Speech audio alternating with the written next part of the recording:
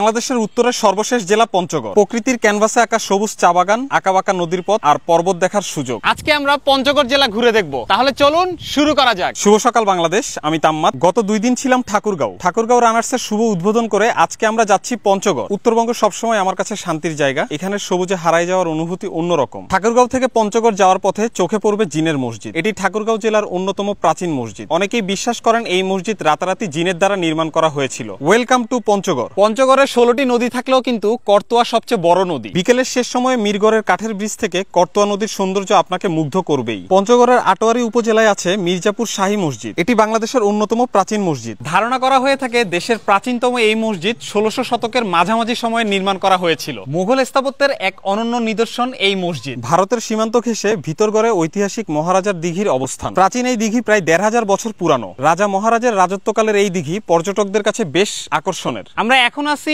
উত্তরের সর্বশেষ উপজেলা তেতুলিয়ায়। এদিকটা সুন্দর চা বাগান আর শীতে কাঞ্চনজঙ্ঘা দেখার জন্য বেশ জনপ্রিয়। তেতুলিয়া থেকে কিছুক্ষণ গ্রামীণ রাস্তায় সাইক্লিং করলেই চোখে পড়বে দেশের একমাত্র অর্গানিক চা বাগান। তেতুলিয়ার রওশনপুর গ্রামে এই অর্গানিক চা বাগানের অবস্থান। আমরা এখন আছি আনন্দধারা কাজী অ্যান্ড কাজী টি রিসোর্টে। কাহুক নদীর পাশ ঘেঁষে গড়ে তোলা হয়েছে এই রিসোর্ট। এখানে 2 দেশের চা বাগান এক হয়ে মিশে আছে। আজকে সকালে কিন্তু আমরা পৃথিবীর 3য় সর্বোচ্চ চূড়া কাঞ্চনজঙ্ঘার কিছুটা দেখতে পারছি। যেহেতু আজকে রাতে রিসোর্টে থাকতেছি, হোপফুলি কালকে সকালে আমাদের আরেকটা চান্স আছে কাঞ্চনজঙ্ঘা দেখার। পরদিন বিকালে কাঞ্চনজঙ্ঘা ছিল দেখার মতো, মেঘ না থাকায় আরো পরিষ্কারভাবে দেখা যাচ্ছিল। নেক্সট ভিডিওটা খুবই ইন্টারেস্টিং হবে, কারণ আপনারা অনেকেই এই সফরে আমার থেকে জানতে চাইছেন যে কি ধরনের ডিভাইস আমি ইউজ করি সফর চলাকালীন। সো নেক্সট ভিডিওটাই কিন্তু আমি আমার ডিভাইসগুলো আপনাদেরকে দেখাবো। দেখা হচ্ছে নেক্সট পর্বে। আল্লাহ হাফেজ।